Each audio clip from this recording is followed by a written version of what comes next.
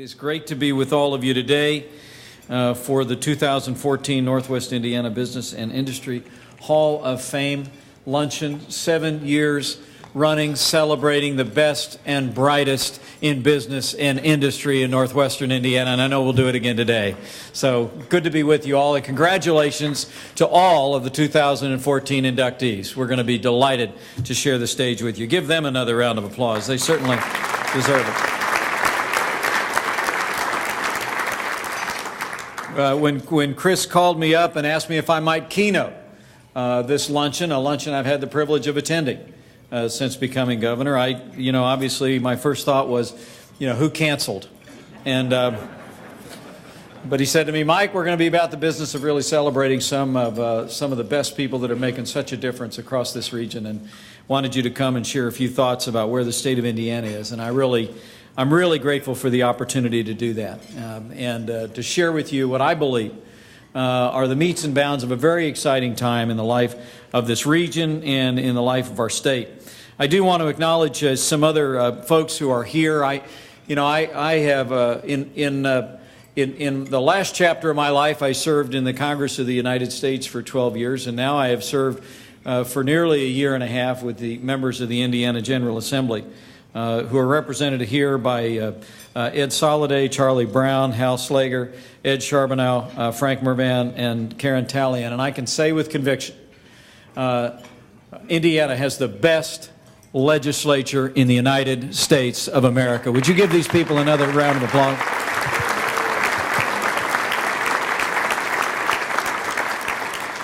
Grateful also to have other local elected officials here. Mayor John Costas, really a great dynamic mayor from Valparaiso, Indiana, is here. Mayor, I haven't seen you yet, but thank you so much for joining us and for all you mean to the region.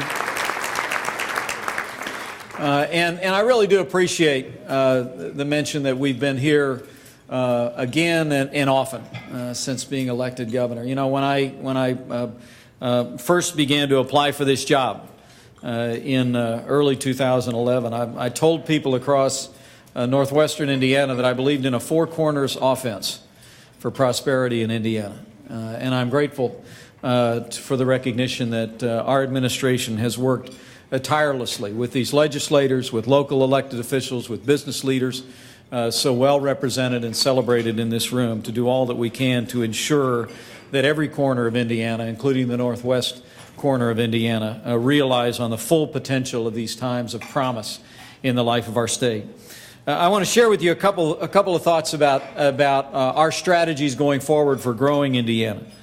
And hopefully I'll do two things today. I'll leave you with some encouragement about where Indiana stands, and also I'll leave you better equipped to join us in our effort to tell Indiana's story before I leave the podium in just a few minutes from now.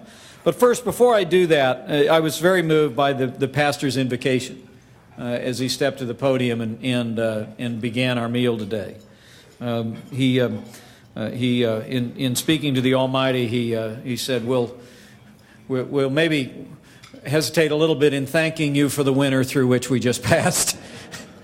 But he said, endured it we have. And I have to tell you, it's no secret that this region can take a punch, and tough winters are no stranger in northwestern Indiana. But with the advent of April and the spring weather arriving, I know all of us are feeling more comforted to know that this winter is in the rearview mirror. But allow me just to take a moment just to celebrate what I think was an extraordinary moment in the life of this region. A moment that captured the attention of the nation, and a moment that was truly emblematic of 100 other moments where men and women involved in public safety, men and women involved in local government, men and women involved in transportation distinguished themselves. Of course, that occurred on the 23rd of January, 2014. It's remarkable to think that a road that I-94 that had literally just been plowed within an hour or so beforehand would be struck by a complete whiteout, and 42 cars and trucks involved in a devastating crash. 3 lives were lost, but I would tell you today, having talked to our team that night on the ground and learned of the response, that I truly believe it could have and would have been worse, except for the one region approach of public safety personnel that day.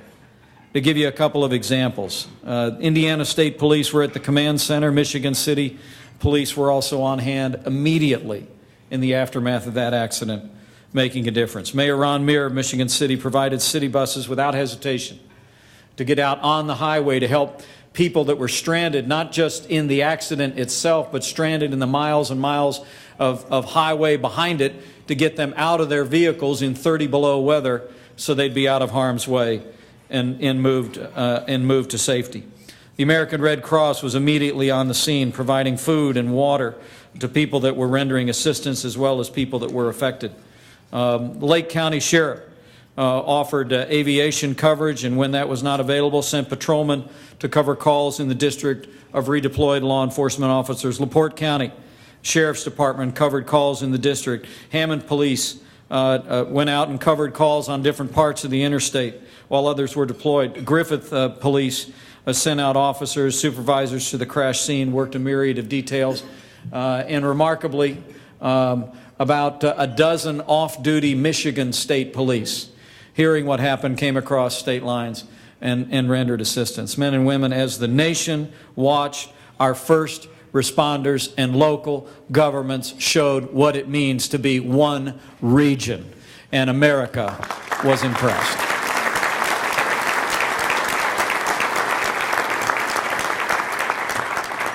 So and all of that applause is for all of those who responded in that moment, and responded in a myriad and dozens of other moments that were less heralded throughout the course of this winter. It is a humbling thing indeed to have public responsibilities and to serve men and women who, without regard to their own personal safety, brave the elements, step into harm's way, and make a difference in the lives of people, as folks did in that day and in so many other days.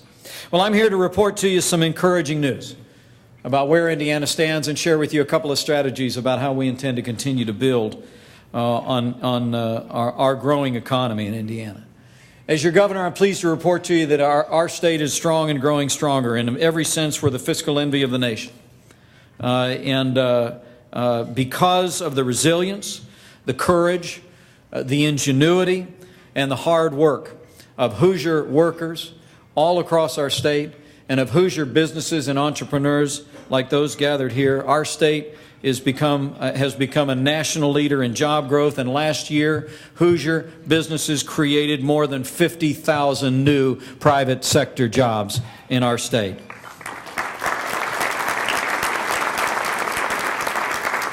When I accepted duties as your governor in January of 2013, unemployment was north of 8%. The last numbers just came in. Unemployment is 6.1%, the fourth largest decrease in the nation in the recent numbers. At the same time, Indiana's labor force is growing, and in 2013 it expanded at the sixth fastest rate in the nation.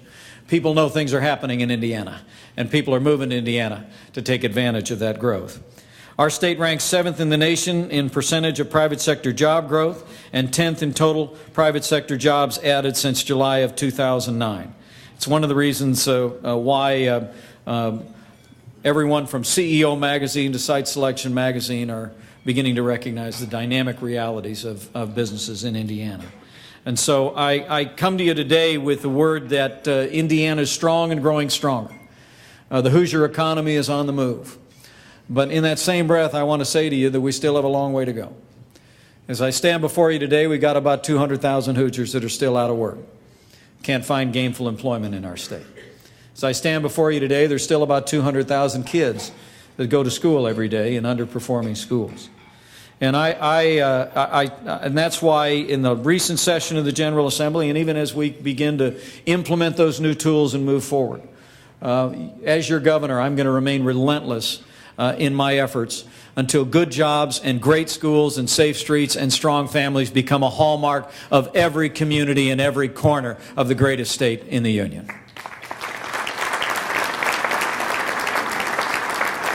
And the truth is we have to recognize we're in a real tough competition for jobs. We truly are. I mean, every single day as your governor, I serve in the role of kind of being salesman in chief. There's just not a week goes by that I don't pick up the phone and call some business CEO. Some states get more calls than others.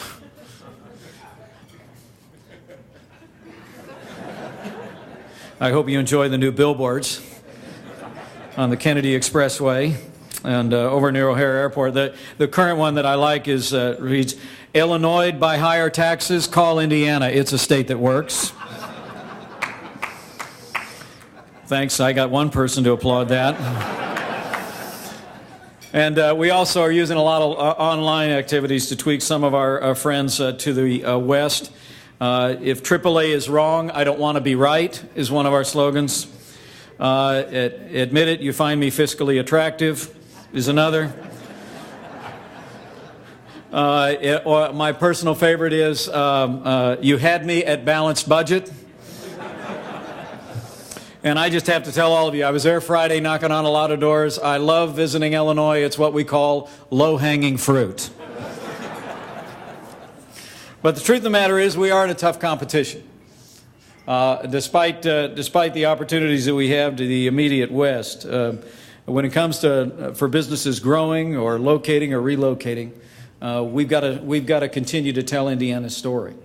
And understand that what I want to share with you today are the 4 facets of a growing economy in Indiana that I hope will be an encouragement to you, and I hope will equip you to be a part of Team Indiana and telling our story all across the Midwest and all across the country.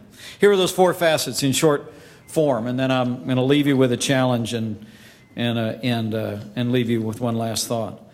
The first facet, I believe, of our prosperity going forward in Indiana has to do with our fiscal health. I truly believe that fiscal integrity is the foundation of our prosperity. When I became governor of the state of Indiana, I said the principle that I brought was we're going to pass an honestly balanced budget that lives within our people's means.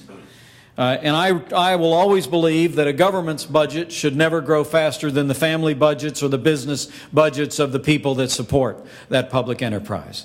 And so we said we were going to hold the line on spending in the crafting of our state budget. And that's what we did. Working with members of the General Assembly who are gathered here today, we passed an honestly balanced budget. It held the line on spending to 2.5% of growth annually. We'll finish this fiscal year this summer with more than $100 million in the bank, nearly $2 billion in surpluses, and Indiana will remain one of the few states in America with a AAA bond rating from all 3 major credit rating agencies, men and women. Fiscal integrity is the foundation of our prosperity. The second policy, the second facet of our strategy has to do with taxes and regulations. Now you might say, well, Mike, aren't those really 2 different strategies? And I have to tell you, I don't think so. I'll always believe that there's not much difference between taxes and regulations. They're both ways that the government can move resources around in an economy. I mean, think about it. As a state government, we can raise your taxes, which means we can take money out of your pocket and we can spend it how we see fit. We'll leave it there, Fred, I promise. Or we can pass a regulation to tell you how to spend the money. Either way, you lose control of spending the dollar. Okay? And so when I became governor, one of the first things I did was sign a moratorium on new regulations. And I'm pleased to report to you with a strong support of our partners in the legislature. Today, new regulations promulgated in the state of Indiana are down 55% year over year from this time last year. But secondly, we've been trying to build on that first point I made of fiscal integrity, of fiscal strength, and say that after we make sure and invest in education, after we make sure and invest in necessary infrastructure, more on both of those things in a second, that we ought to take such steps to make it possible for people and businesses to keep more of what they earn. I mean, I'll always believe that your dollars in your pocket, spent in the way that you see fit, for your family or for your business, will always be more productive and create more opportunity than whenever the government spends the money. And that's why we've been busy. Over the last 2 legislative sessions, I'm pleased to report we've actually signed into law more than $640 million in annual tax relief. Last year, we lowered the personal income tax by 5% when it's fully implemented. This year, we passed legislation that, when fully implemented, will lower Indiana's corporate tax rate from 6.5% to 4.9%. It'll be the second lowest corporate tax rate in America. And last year, we did away with death taxes once and for all. They are completely off the books in the state of Indiana. And death is no longer a taxable event.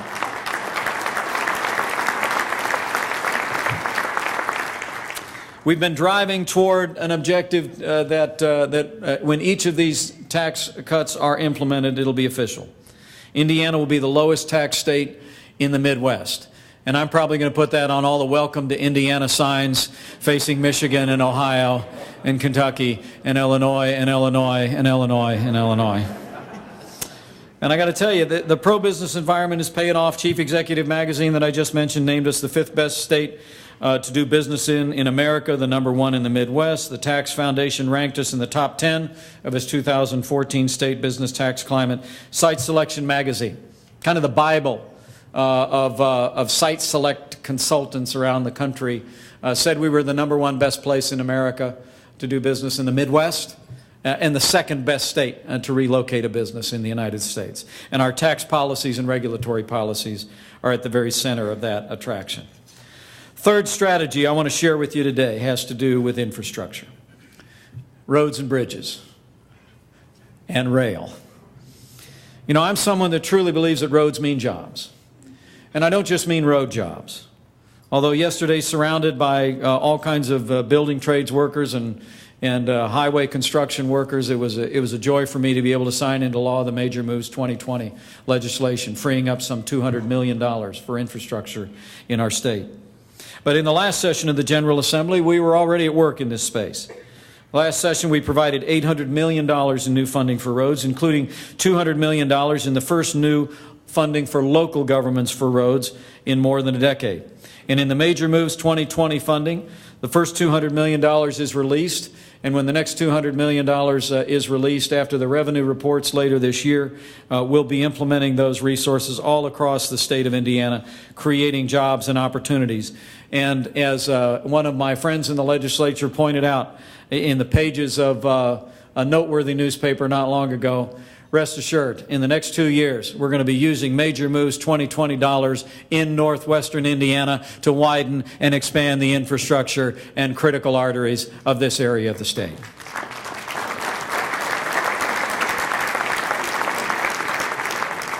And I'm grateful to have a mention of the South Shore. It was my great privilege working with members of the General Assembly in support of the great work that Congressman Pete Visclosky is doing to expand the South Shore Line.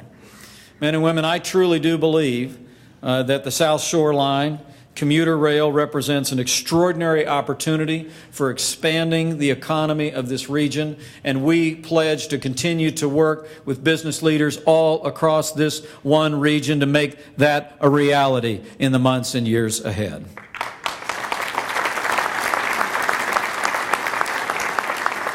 And I really do believe and am grateful for the support we've received from diverse leaders across this community for the Indiana Expressway. And let me make it clear to you, Indiana's ready to go. My partner in the cause, our partner state in the cause in Illinois, has got a few more boxes to check, but as soon as Illinois is ready to go, the Indiana will be ready to go. And I believe that we will make this region of the state fundamentally more prosperous as we move that heavy industry traffic farther to the south. Northwestern Indiana will increasingly become that dynamic place to grow businesses and grow communities. And I'm grateful for the support for the Indiana represented in this room. So if you're keeping track, number one, first strategy is fiscal integrity. Second strategy is keep your taxes and your red tape low. Third strategy has to do with infrastructure. And the last one has to do with schools. You know, I really do believe if we can't succeed in the classroom, we won't succeed in the marketplace. And that's one of the reasons why from the very outset of our administration, we've been working to move resources and new innovation into our schools. Our public schools, our public charter schools, and to move resources to disadvantaged families to be able to select the school of their choice. In the last session of the General Assembly, we provided nearly $200 million in new funding for our traditional K-12 schools, restoring recent cuts that have been necessitated by economic downturn. We also expanded eligibility to our educational voucher and scholarship program for disadvantaged kids. Now more than 20,000 Hoosier kids are able to go to a school that they would not otherwise be able to choose. 26,000 Hoosier kids are enrolled in more than 70 charter schools, innovative public schools across the state of Indiana, providing exciting new opportunities in education. And because I believe that every child deserves the opportunity to start school ready to learn, I am deeply grateful to every member of the General Assembly for the strong and bipartisan support that made it possible for Indiana to provide the first ever funding for disadvantaged children to attend a quality pre-K program in the state of Indiana that was enacted into law this year.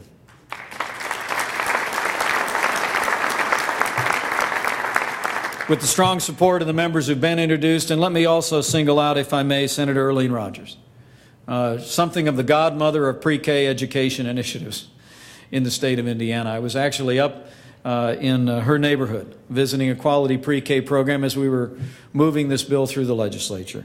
And I truly do believe it's an idea whose time has come. We'll have a 5-county pilot program. We're in the process of constructing that today.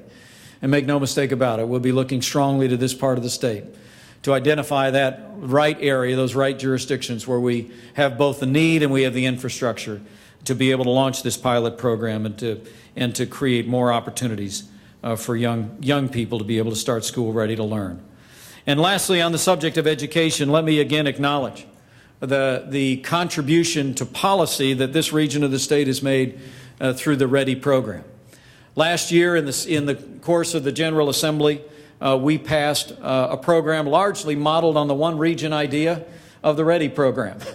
We call it Regional Works Councils. Today, for now more than a year, 11 different regional works councils made up of business leaders and local educators are recrafting the curriculum of local high schools so that we will be in a position in a very short period of time to begin to harmonize the curriculum of our local schools on a regional basis to the jobs and opportunities in that region. And I pledge to you, working with members of the General Assembly, that on the basis of the inspiration of this one region and the READY program with the great work of Linda Woloshansky, I will not rest, I will not relent until we make career and vocational education a priority in every high school in every region of the state of Indiana. Thank you for your inspiration.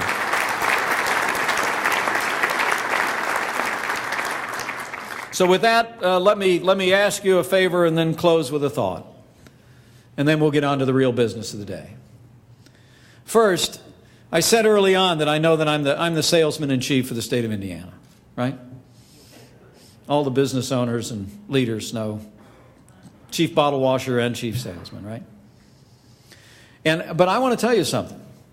I acknowledge the fact that on my best day, I don't have a fraction of the credibility that the people in this room have with someone who lives outside the state of Indiana with whom you do business, who trusts and respects you. Maybe you went to school with them and they moved away.